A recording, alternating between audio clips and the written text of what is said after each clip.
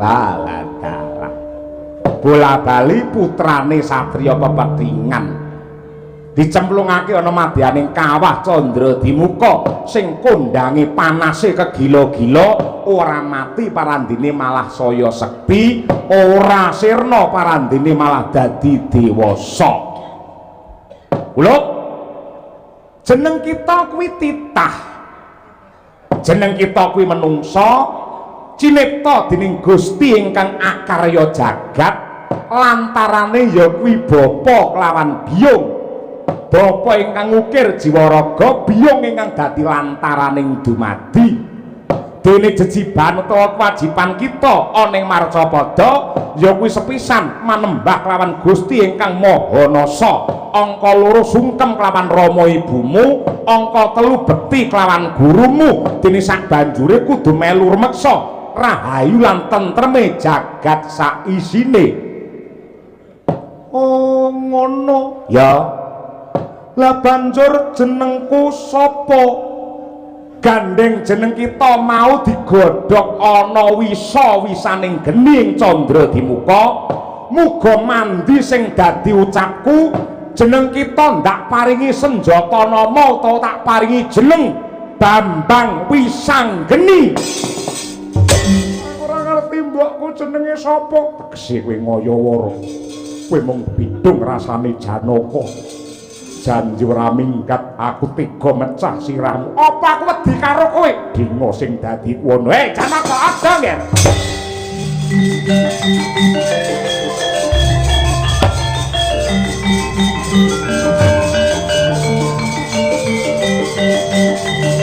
Mancar kapiandhen. Arengge sang Bathari Tresana. Dupi midhanget dumateng pangandikanipun ingkang Rama nedya den palakramaken kaliyan priya ingkang babar pisan datan den tresnani. Mangkono sang ayu ndrit sundul langit njowo kaya nabrak akasa. Pambengoke kaya bisa nyigar langit. Dengan mangkono kaya ngelak wanci gege mangsa. Hebat jabang baying kambutan. Sang ayu Bathari Tresana lowat sepisan. Bro punang riwe kaya dineres. Miyak langse Gunggala Giri. Miyak tegese mbukak, langse tegese slambu, giri tegese gunung.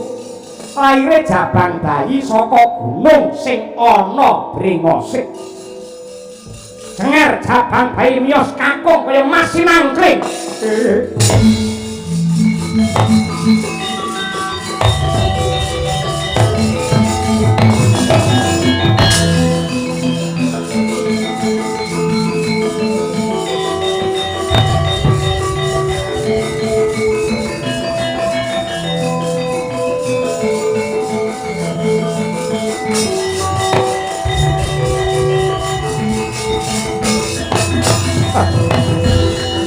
Kowe malah babaran, kowe malah nglarake Dresana. Anakmu lanang ganteng gedhe pangaribawane kaya ngene.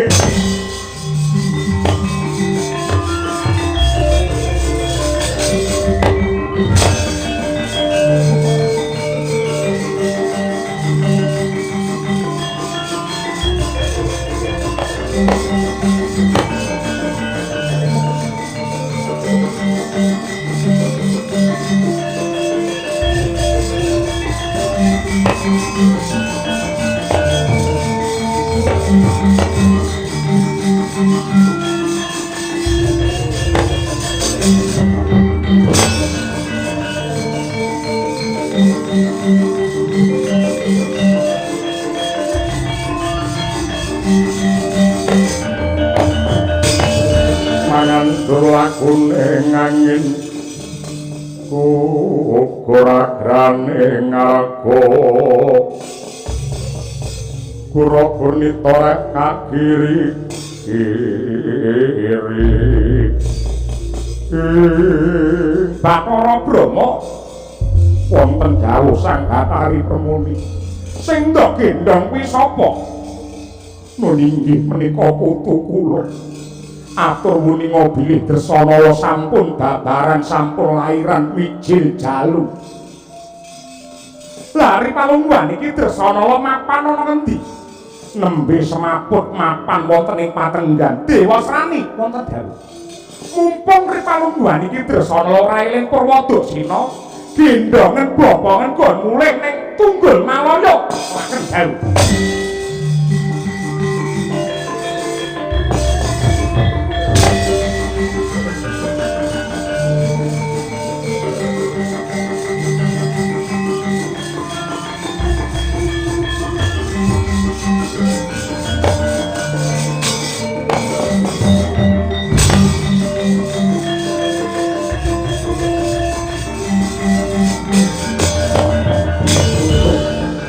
Kula mboten kawratan menawi anak kula kaboyong wonten ing Tunggul Malaya.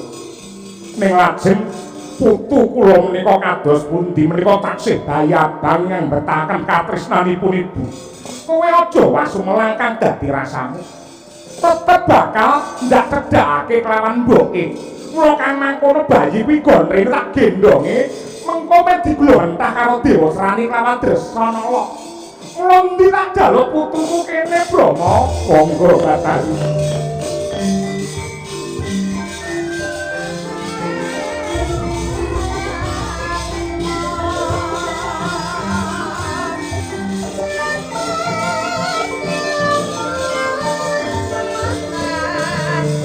Kalau berlaku ning lekaku dipawai moseng itu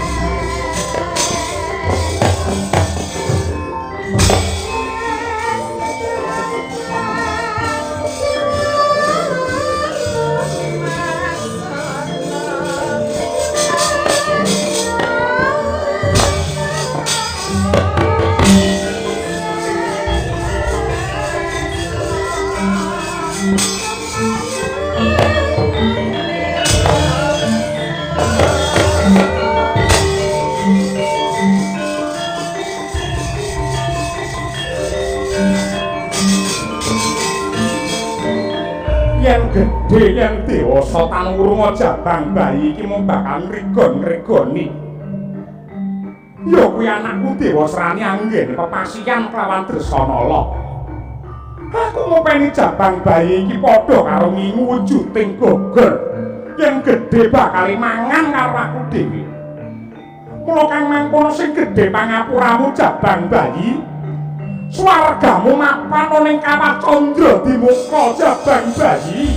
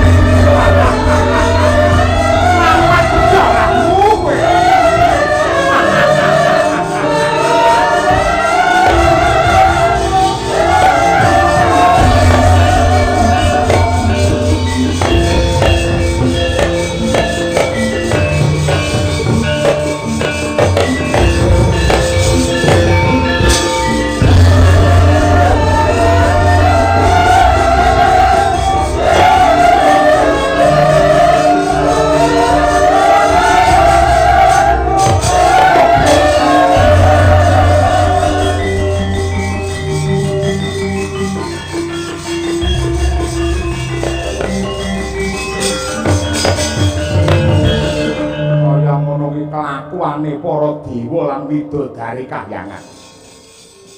Pran duwe rasa pangrasa ing atase jabang bayi abang sing tanpa dosa karo durga dicemplungke ana madyaning candra dimuka. Tujune kok konangan karo kami tuaning dewa.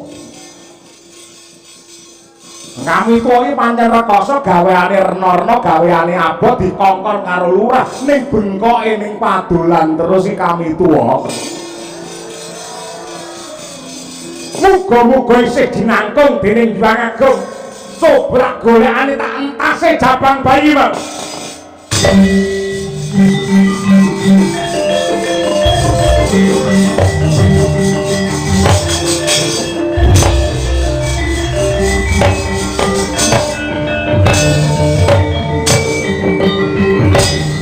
Aku iki apa? Aku iki sapa lan aku kudu kepiye? Wah, bola bali putrane satriya pepethingan dicemplungake ana madyaning kawah candra dimuka sing kondange panase kegila-gila ora mati parandene malah saya sepi ora sirna parandene malah dadi dewasa.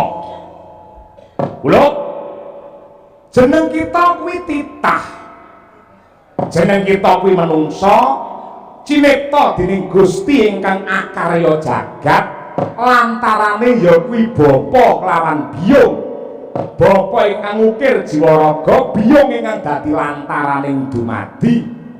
Dene jejiban utawa kewajiban kita ana ing marcapada ya kuwi sepisan manembah kelawan Gusti ingkang Maha Nasa. Angka 2 sungkem kelawan rama ibumu, angka 3 bekti kelawan gurumu. Dene sak banjure kudu melu rumeksa rahayu lan tentreme jagat sak isine.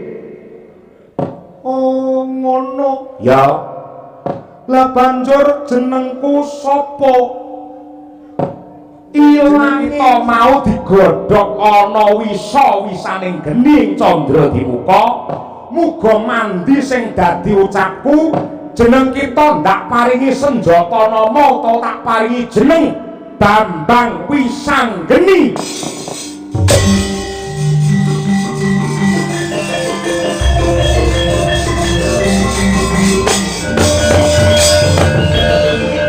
Jenengku Bambang Wisanggeni. Ya Muhammad Wisanggeni Jayaningrat. Muga mandi sadaku besok lamun ta kowe sunat utawa supit, muga-muga ditanggapake dalang sing gandengke sak donya, baguse sak donya tanpa ana cacate, ya. Oh ngono. Ya. Lah kowe iki sapa kek? Ing atase ana menungsa tek dapure kaya ceret. Ulun iki dewa. Ulun iki dewa pati ing para dewa mbiyen. Dene bebise ulun Sanghyang Narada ya Resi Kaneka Putra. Oh, Sanghyang Narada. Ya pernahe awi mbahmu ngono. Oh iya. Gandeng panjenenganmu paring dawuh lamun to aku duwe kewajiban bekti marang Rama lan Ibu. Pripalungguhan iki mara gage jlentrehna tuduhna bapakku ki sapa, mbokku ki sapa.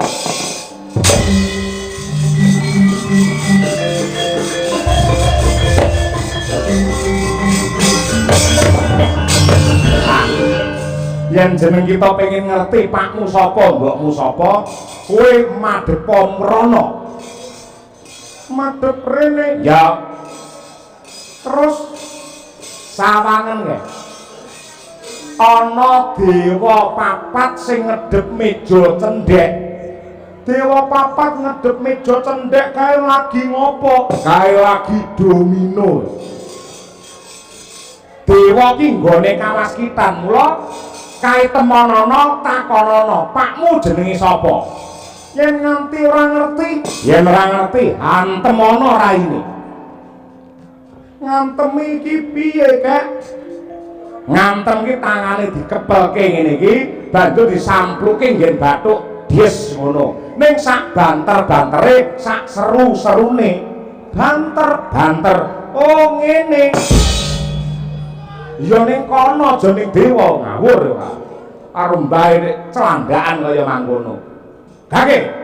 Nuwun pangestu ya kek ya aja kuwatir. Wis to, percaya wae wong becik bakal ketitik sing ala bakal ketara. Sapa sing bibiti ala nadyato dewa wadune bakal sirna. Matur nuwun pangestu. Ya.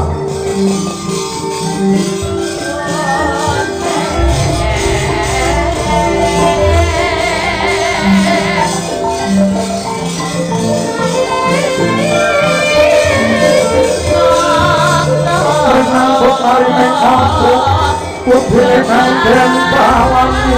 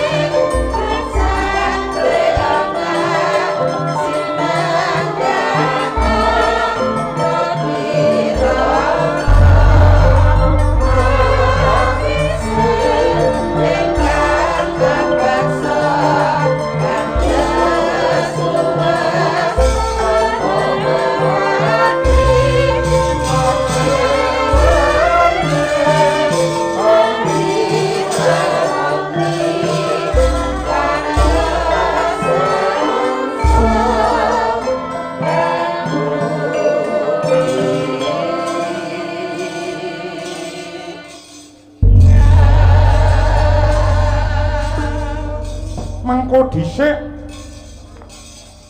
sakwise aku mlebu ana tengah alas iki lah kok dadi ana piyayi bagus kliwat ukur ing atase sing siji gantenge kaya ngene parandene tek ditutne kewan papat sing ngarep baguse kliwat ukur kok ditutne karo kewan papat. Bener sing ngarep dhewe jenenge Bulus Semar. Sing nomor loro tikus gareng. Sing dhuwur iki wedhus Petruk. Yen aku Nikolas Saputra. Sapa? Pacare Dian Sastro ngen film Ada Apa Dengan Cinta. Lho.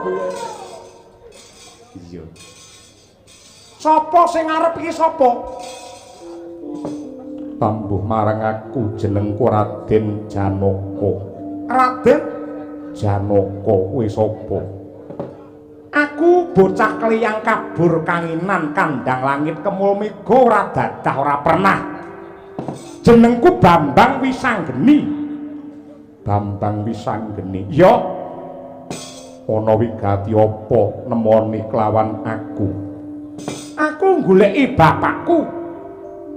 Bapakmu jenenge sapa?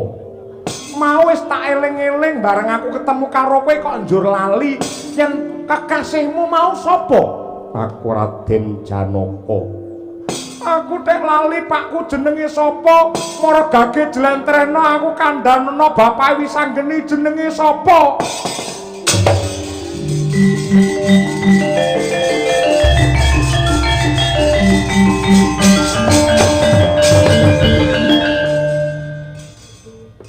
Iki mau sing jenenge Bula Semar Senes. Nami kula Imam. Imame para Panakawan telu niki. Oh, ngono. Wis tuwek rambuté disemir. Men ketok gaul. Gaul piye? Iso gauli apri lambene. Malah muni sing ora-ora. Sampeyan Bambang Wisanggeni. Iya, kula mbahmu Semar. Iki mau ndaramu bagus kliwat ukur jarene pakku ya bagus nih kok jenenge beda. Iki mau sapa? Niki mau Ndara Janaka. Niku. Janaka niku saking tembung janah. Janah niku tegesipun Suryanto. Surga. Surga. Pakku nang endi ya Mbah? Ha jenengan wae ora ngerti kok takon kula. Niki wau ndara kula Janaka niku lagi susah, lagi sedih. Mang takoni ngoten niku marai budreg janjane. Sampeyan niki wae mboten diajar, mboten dijempalani kalih ndara kula pun bejo. Kula niku lek ngerih-ngerih ling lipur sampun dangu, malah sakniki nesu melih mergo jenengan. Kebangetan tenan. BW apa? Bambang Wisanggeni.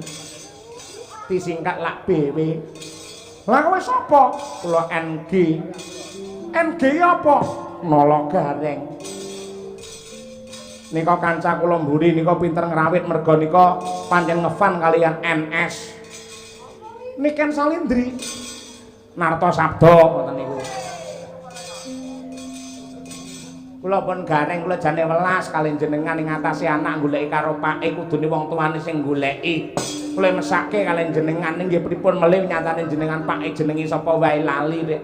Lah iya aku babar pisan ra kelingan nek. Lah nggih mila saking menika aja nambah-nambah sedih Ndara Janaka. Ndara Janaka sedih, kula piyambak nggih sedih. Kula niki getun iki mau nembang lintang semore getun wonten niku.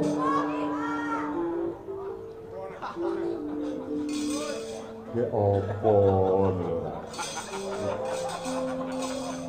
senengane nganti geger tenan ora tanggung jawab lho. Senengane nggih klambi kegedhen kaya ngono secara tidak langsung kaya ngece karo bose. Klambine kegedhen iki lho. Klambi kegedhen blangkon rusak, jarik buluk.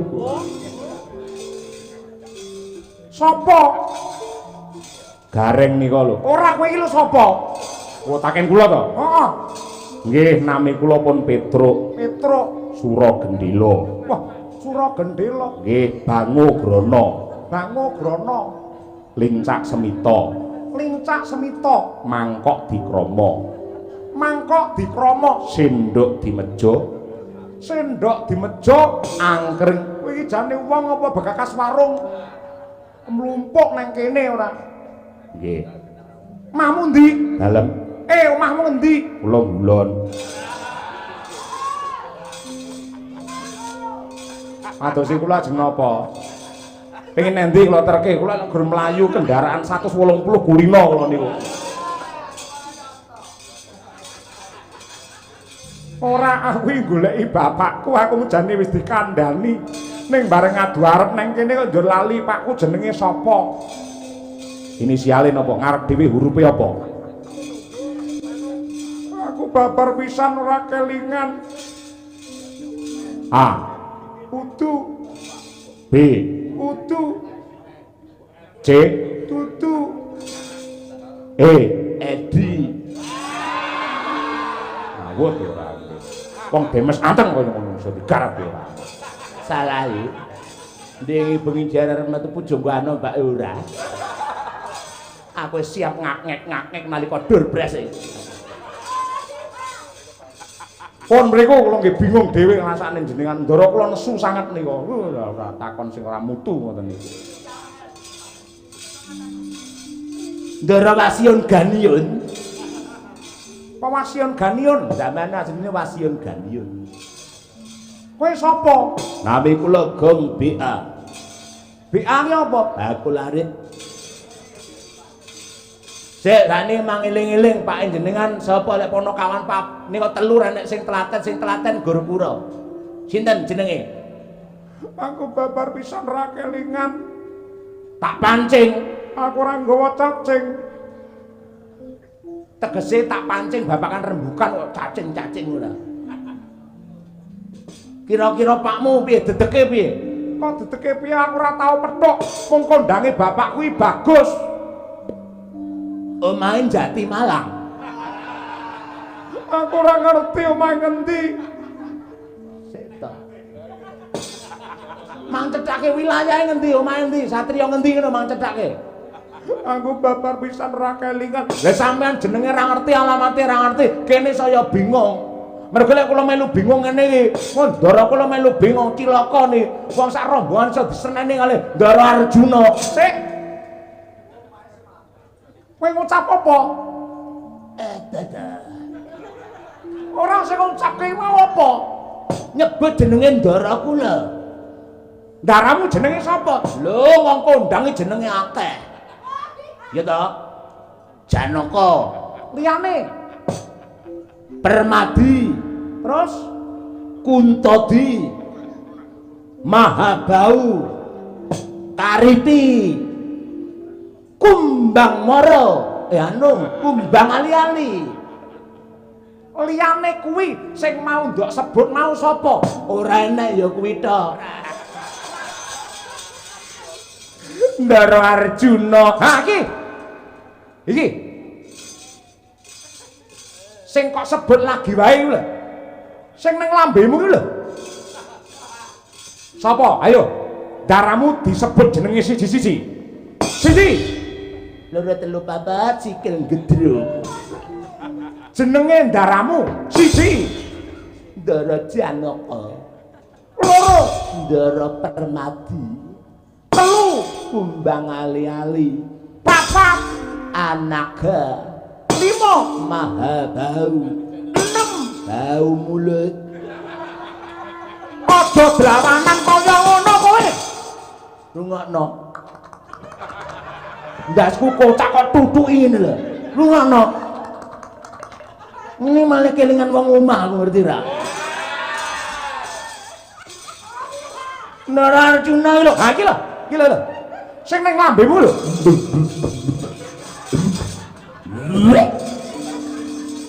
Iki ki lambe sembah putu diobok-obok tangan loro gel ngono perang tata ora. Senengane. Sing kok sebut ki mau lho. Arep sapa? Arimbi. Duk. Arep sapa? Ari Anggara. Dudu kuwi. Ari Lasso. Dudu arep sapa mau? Arjuna. Lah kuwi sing tak goleki ya kuwi lho kowe ora omong mau-mau.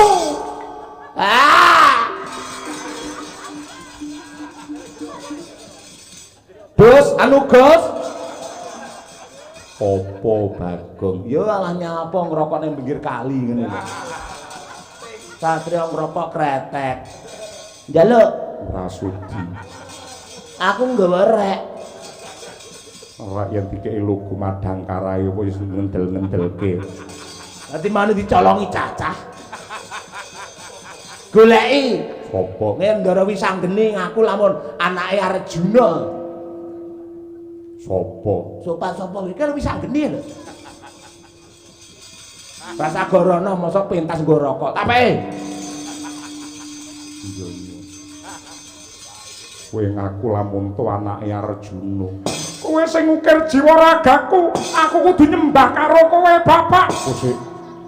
Yen pancen ngaku anak Arjuna mbokmu jenenge sapa? Amang Sumini ngono.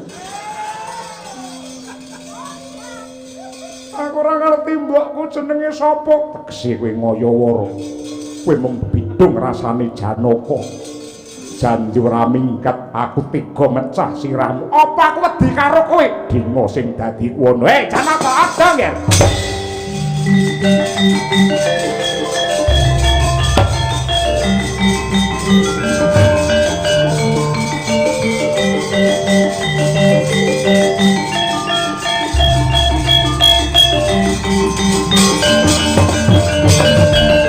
Yen nganti kowe tega mentala karo Wisanggeni, kena ndak arani bacok-bacok landesan dengkul sing dibacok tugel dengkule katut atas. Merga pancen iki kulit dagingmu sing dilairake dening garwamu Dresanala ndok tinggal lunga babaran. Iki anakmu lanang yen kok pateni kowe geton keduwong tembe urite. Anakku.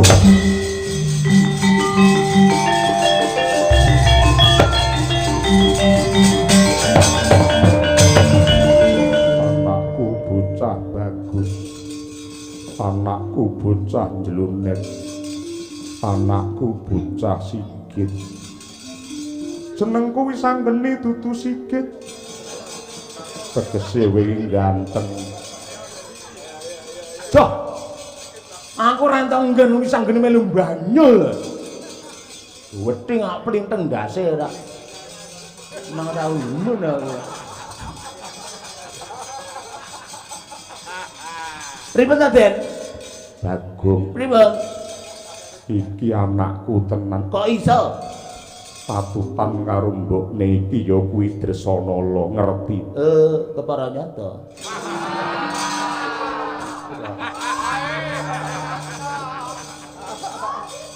Mbokmu nang endi le? Aku ora ngerti mbokku nang endi. Nah, yen goleki mboke bocah iki, kowe njujuka ana negara Tunggul Malaya. Nalika lairan si Dresanala semaput, digawa digendong dirudha paripeksa karo jenenge Dewa Srani.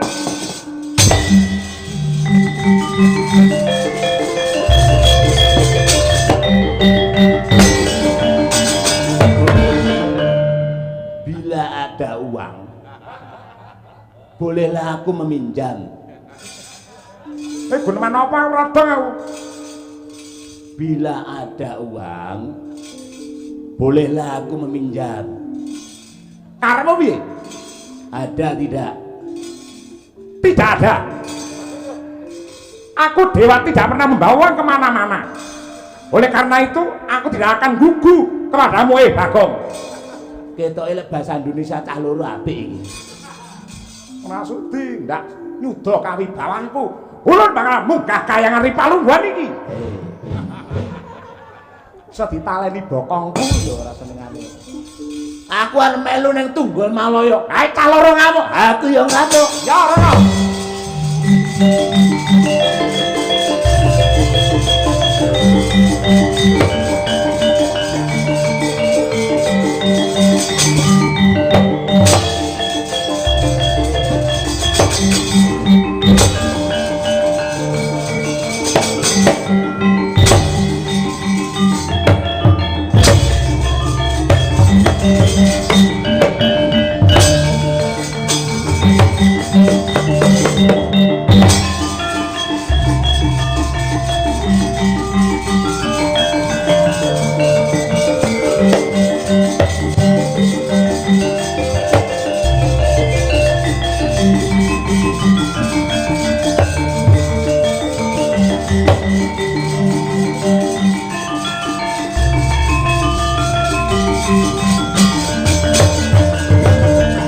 Langit kelap-kelap katon lir kincanging alis risang mawe gandrung paparang kadulu ukir moyak maye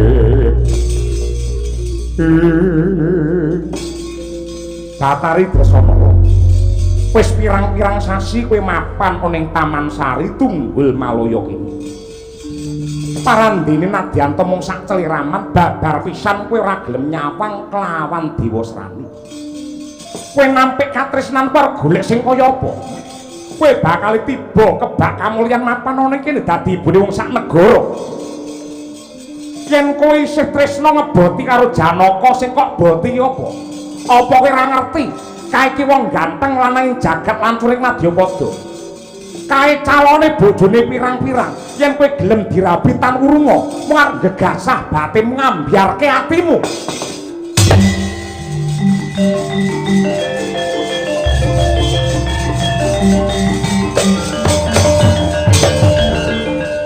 Dewa serani wong kang kaya kowe. Tembungmu mawa wisa kaya racun ingkang bisa gawe pepati. Nanging ripalungguhan iki sing ngadeg jejeg atiku tulus suci tresna marang Pangeran Janaka. Yen nganti kowe murang tata wani nyinggol busanaku bakal ndak obong, kowe nyinggol kulitku bakal ndak besek. Kowe wani nyinggol lan uga ngruda peksa lawan aku. Kowe becik tak entengke patiku lambene.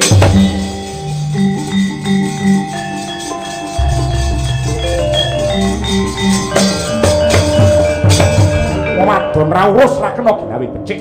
Krubya kabotan pinjung. Yen pancen kowe wegah leladi kelawan aku, milih dalan pati. Janaka ora ngukup, Dewasane ora ngukup. Borot padukmu wis.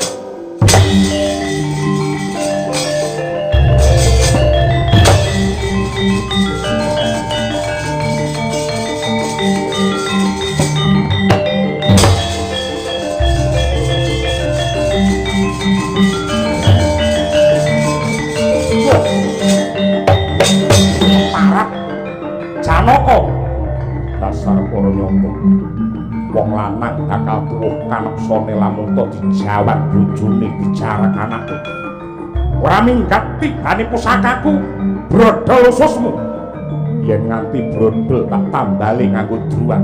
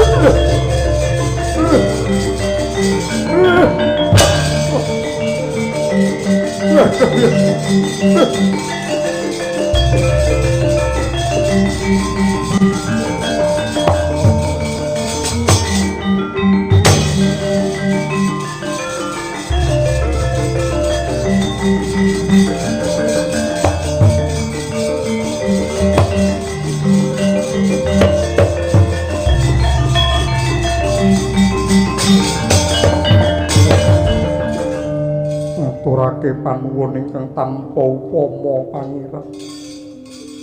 Rina wengi nadyan aku mapan ana ing cengkremaning baya. Mung tansah memuji muga-muga jejantunge atiku ingkang nyelametake. Kabeh wis dadi kewajibanku. Kok pirsa yen aku ana kene? Dawuhe Pukulun Bathara Narada. Banjur tindak rene karo sapa Pangeran? Bebarengan karo anakmu lanang. Anakku wis lair aku rong nate ngerti wujude kaya apa. Gledang-gledang cahe teko.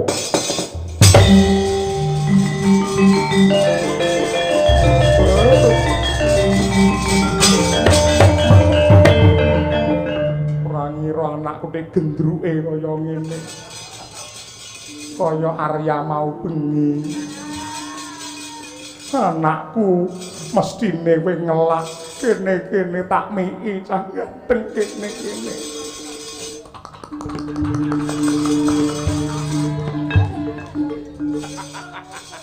Nyapa to sing ngemike ikhlas kari nyawang repot nyapa.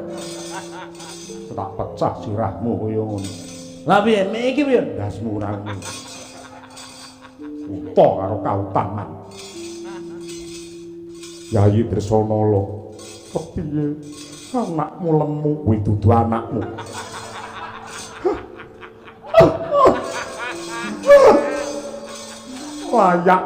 tak kon meo digial-gial. Ambune remason.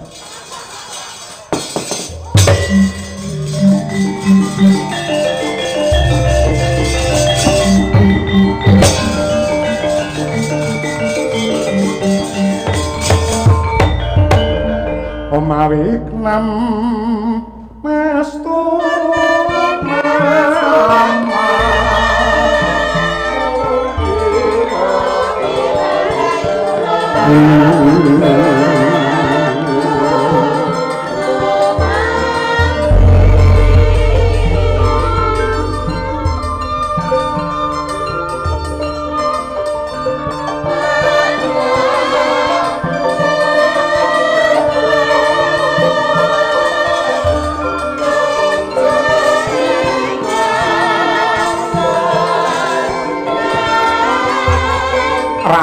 ramyang jagat witan moyo-moyo jagat kulon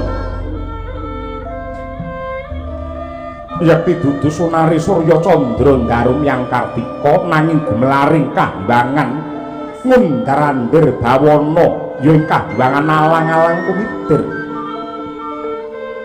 ana jawata ingkang wujude putran bentuk gedhe pangaribawane mawa cahya hanenggi sang hyang padha wenang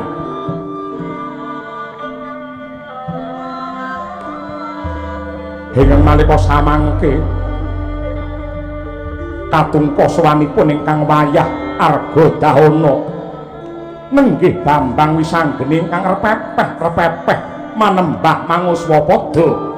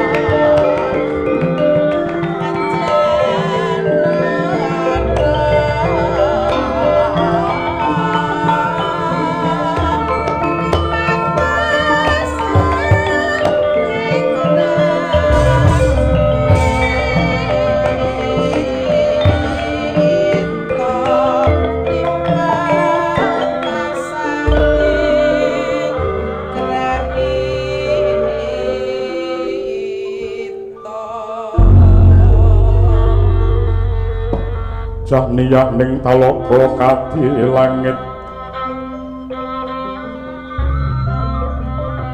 mambang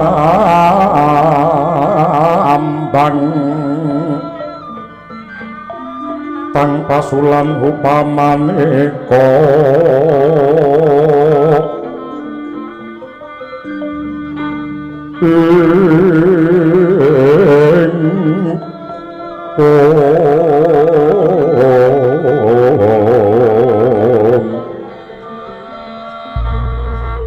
lintang toya kusuma ya sumawur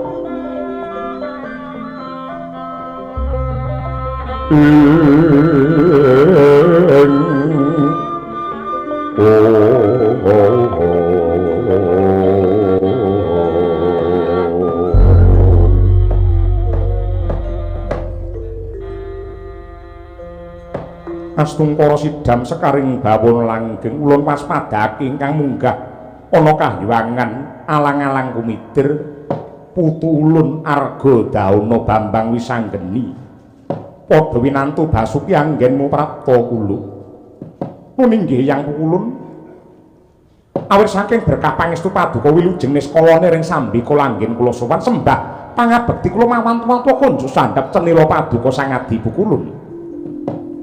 Ya Wisanggeni ndak tampa gawe bombong ing rasa sumengko pengawak bojro sigra kang mawa gita semune gembel kelawan wigati ana apa nggir Wisanggeni? Aduh Eyang Pukulun nyuwun pangapunten menawi para sata Kurawa tansah ngumbar dumateng murka nyebar dhateng kerusakan menika sampun dados watak wantunipun. Nanging kula rumaos gumun setahun jembleng sarendeng ing atasipun pakartinipun Kurawa nista kados mekaten parandene wonten Brahmana sepuh ingkang anggadhahi kadigdayan ngidap-ngidapi ingkang ndekengi wonten sakwingkingipun para sata Kurawa. Mongko ripalungguhan samangke kesangeten nenggih Wa Prabu Duryudana anggenipun ngidak dumateng rasa kamanungsan tumrape para kawuling negari Ngastina parandene patrapipun Wa Duryudana kados mekaten kok dipun ombyongi kalian pendhita ing naminipun Resi Manik Sasmita. Bab menika andadosaken tuwuh tandha pitaken mila kula sowan wonten ngarsa paduka Kanjeng Hyang Pukulun. Hong Ilahi ngawik namastu namasidam Wisanggeni Wuruhanana. Jeneng kita aja gampang kaget lan gumun mulat gelaring lalakon lan sipate para menungsa. Merga kabeh mau yektine nyakra manggilingan anut lawan lakune jaman. Kuluk yektine jaman kuwi dipérang dadi papat ya kuwi jaman emas, jaman perak, jaman tembaga lan jaman wesi. Ingkang sepisan ya kuwi jaman emas iku anane mung tentrem lan rahayu, racake sipate menungsa isih tulus lan suci, durung kalepetan kamurkan lan dosa. Mula anane mung bagya lan mulya.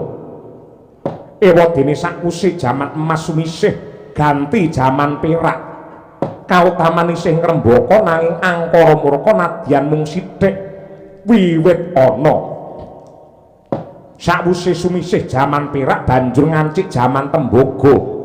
Antarane kautaman kelawan kanistan bobote timbang. Tegese ning endi ana kautaman ya mesti barengi tuwuhe kamurkan. Dening kang angka papat ya kuwi jaman wesi. Kautaman wis kegiles dening kanekson lan kamurkan.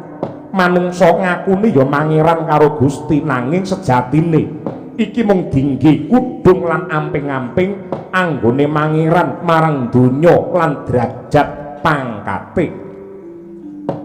Nanging ngene ya Wisanggeni, gandeng laku ning jaman iku nyakra manggilingan kaya dene ubenging roda.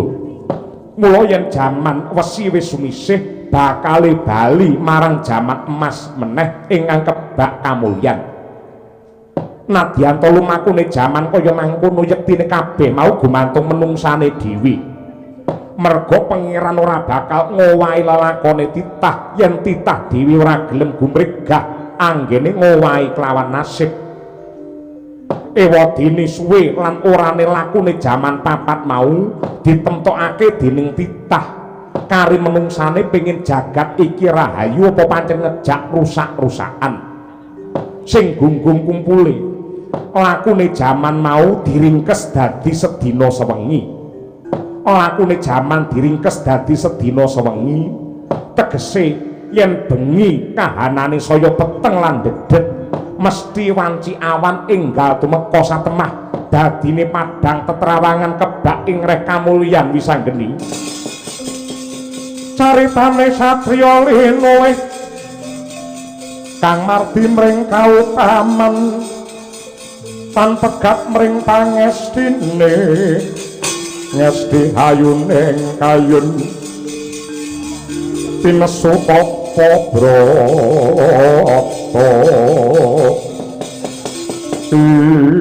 Aduh Pukulun ngaturaken panuwun ingkang tanpa upami.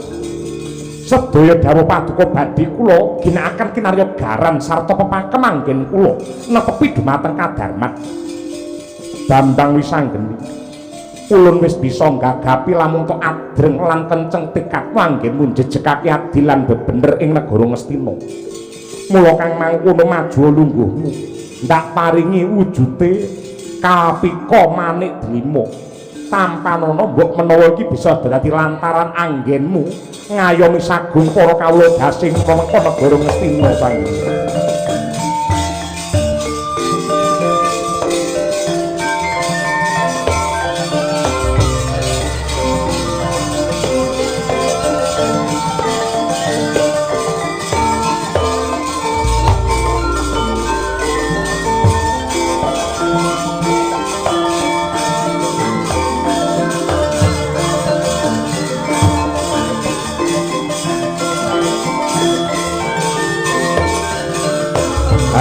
Ayu langkah ayu Sanggeni.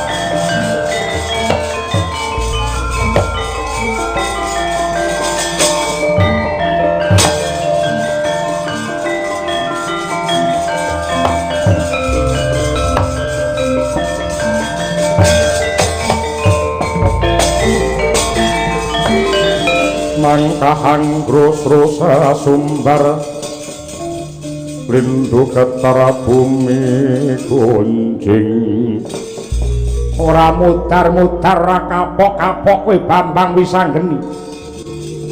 Aku ora bakal bosen lan jeleh anggenku teka ana negara Ngastina sadurunge pendhita murang tata iki oncat saka bumi iki. Karepmu piye? Rawe-rawe rantas malang-malang ndak tatas. Nadyanto ki Brahmana sing kudune dipundi-pundi lan diaji-aji. Ning gandeng kowe melu ngumbar kanepson. Ripalungguhan iki aku sing bakal ngajar karo kowe. Njaluk getakne apa piye kowe ya?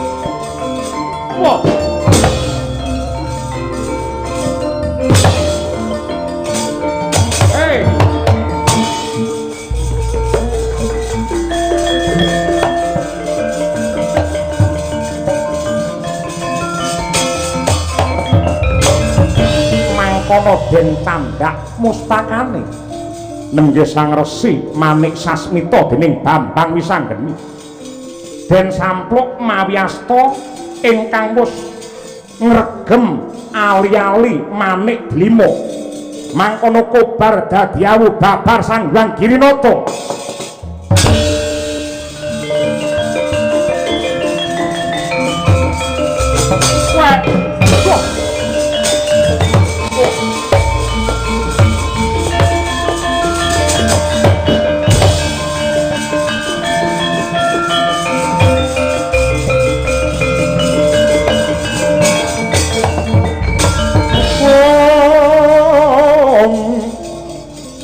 Miat langening kalangjana klara panda muncar tinon ler kakonang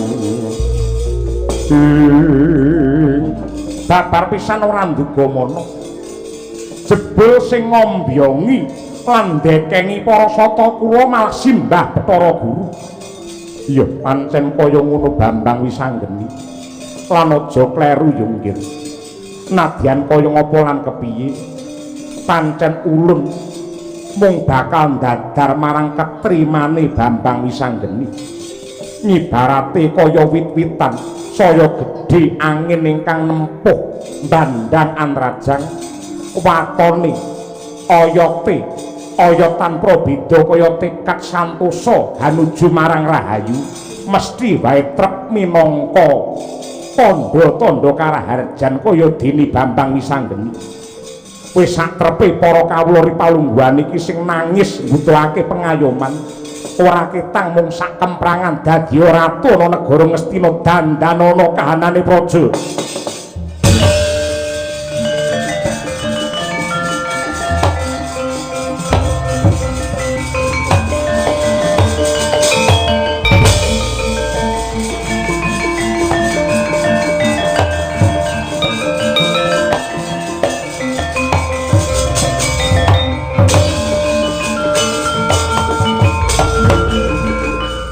Jeneng kita wis abusana kaprabon nganggo tetenger utawa jejuluk Prabu Darma Wasisa sing tegese anggenmu makarti tansah gedhekake kelawan dharma. Dharma tegese makarti tanpa ngarep-arep kelawan apa wae. Wasisa tegese duwe kekuatan sing kanggo srana mulyakake sagung para kawula dasih. Samubarang sing wis ndok cekel gunakno kanggo ngayomi wong cilik.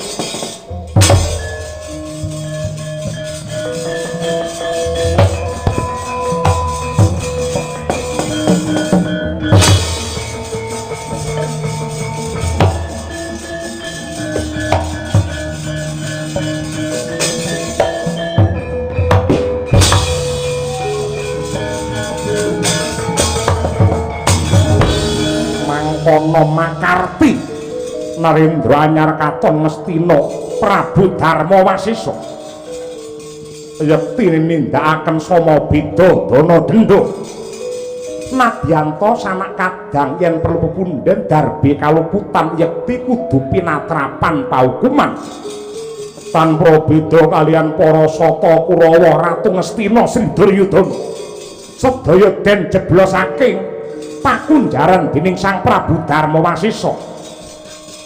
Prasasat kaya obor ingkang madangi petenge para kawula Ngastina.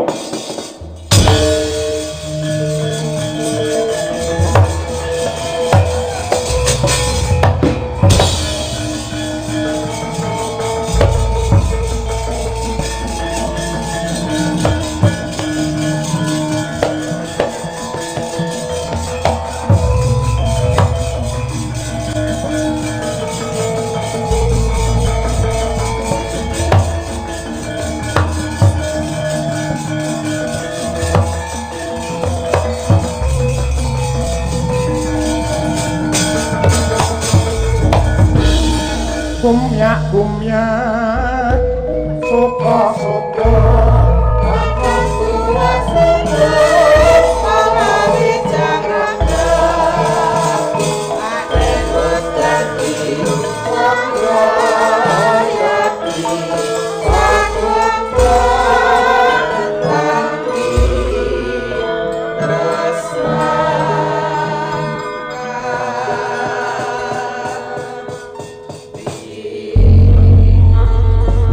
lanang Bambang Wisanggeni ingkang jumeneng nata ana negara Ngastina. Iya Kanjeng Rama aku nyuwun pangestu. Lan aja nganti kleru anggenku dadi ratu ora mendeng karo kelungguhan raidan karo jabatan. Nadyan mung sak kemprangan aku kepengin nata negara iki mulyake sagung para dasih. Ah niku panggayuh ingkang luhur. Tur dasaripun kanistan kamurkan ingkang dipun-tindakaken dening para sata Kurawa samangke Duryudana lan adi-adinipun sampun mangcemplungaken wonten madyaning paukuman utawi pakunjaran. Mila mbuh sesasi rong sasi setahun rong taun sampeyan yen dadi ratu mesti kula dukung. Pramila saking menika klungsuk-klungsuk kula badhe nderek udu dadi ratu niku beda kalian para kawula. Yen para kawula niku wenang ngatur karo uripe dhewe. Nang yen ratu kuwi menungsa ingkang sinampiran pakaryan, ngatur kendho kencenging pranatan butek beninging swasana praja niku wonten pundhake Narendra. Mula wong dadi ratu niku sanes bebungah nanging amanah. Carane anggen kunentremake negara iki kudu kepiye Kyai Semar? caranipun nenggih ngendahaken dawuhipun utusaning Gusti ingkang pungkasan ingkang suraosipun negara bakal endah lan tentrem lamun to sepisan dipun sumbang ilmunipun para brahmana resi ulama ingkang dipun amalaken angka kalih adile para pangarsa praja merga keadilane para pimpinan sing bakal nggawa marang karaharjan angka 3 ngibadahi para kawula anggenipun tigen mugen pangidhepe cipta pasrah sumarah marang purbane Hyang Agung angka 4 patuhe para sentana praja lan para kawula tumrap paugerane agama lan pranatan hukum praja kang wis gumathok dene ingkang angka gangsal ingkang pungkasan negaramu Ngastina bakal tentrem lan endah lamun to disumbang disurung dongane para miskin sinuwun